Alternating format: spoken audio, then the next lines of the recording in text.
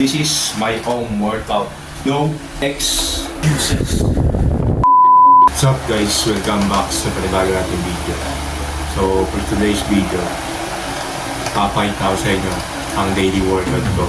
Ang workout natin for the day is core workout, sabay push-ups.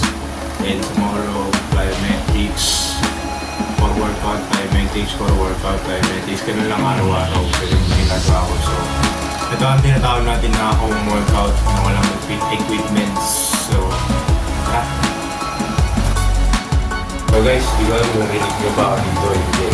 So ngayon, gagawin natin mag-stretching muna tayo para ayos tayo sa injury. Kasi nung unang workout ko talaga, hindi ako mag-stretching before and after workout. Napaka-delikado rin. Dahil di ka nag-stretching before and after workout. Kasi nag-iris ka ng mga injury, mga muscle mo. So, importante ba? Tapos na ito ang unang stretching na ginagawa ko. Baka naman din no? Ito ang tinatawag na hug knees. Kasi parang minahag ko siya hug. So, huwag nyo kalimutan guys, kabilaan palagi pag mag-stretching na yun. Before and after yun. Ito yung tinatawag na side legs guys. Doon yung position natin para na medyo dito ba? Bilaan siya dito, 15 na reps.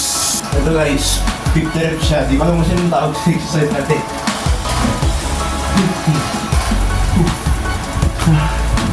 First set pa lang. Sakit na. So, rest natin 30 seconds to 1 minute lang. Target na tinira natin yung exercise. Target na yun guys, dito sa gilid to. Dito sa gilid, pampalakas ng dito kasi. Kaya ako ginagawa to. Nung tumatakbo ako araw-araw, so kailangan mo nang mamalakas na binte. So, kailangan tinitrain mo siya consistently. Kailangan mo siya i-train. Legs mo, core, at lalo-lalo na yung utak.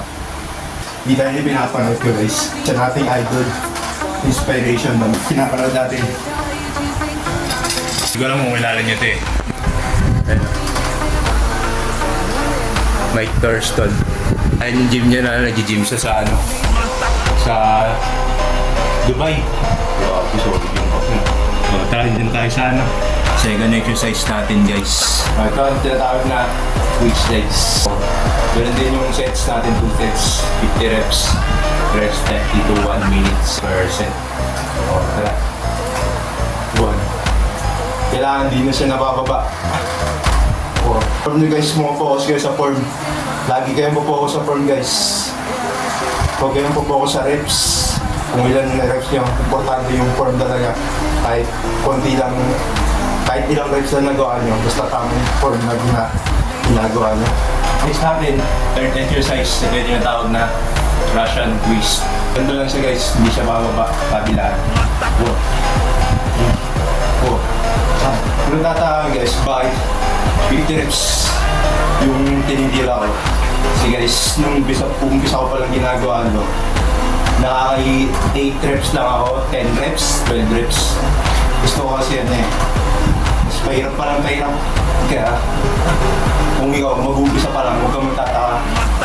Hindi mo kailangan gawin na 50 reps din. Katulad na ito, ginagawa natin. Umpisa ka ng 5 reps lang, 10 reps, gano'n, 15. Sabi. So guys, next natin, fourth exercise. Ito tinatawag na side plank. Gagawin natin siya ng 1 minute side plank. Nagawa 1 set ng kabilaan. Maganda yung ano niya guys. Kikitaan mo ako. Kaya wag mag-intense sa day 1 nyo. Yun yung kailangan yung iwasan. Ayan, tumunog na. Yung last exercise natin, yung tinatawag na plank. Gagawin natin siya ng 1 set lang, pero 3 minutes. Ang minimum ko rito sa plank, 2 minutes. Tapos sa side plank naman, minimum 1 minute. O kung kayo guide ko, gagawin nyo itong plank, kung day 1 nyo pa lang, pwede nyo rin siyang gawin 20 seconds, 30 seconds. Napaka-ganda na naman siya para sa inyo, lalo na kung day 1 kung magagawa yung 20-30 seconds.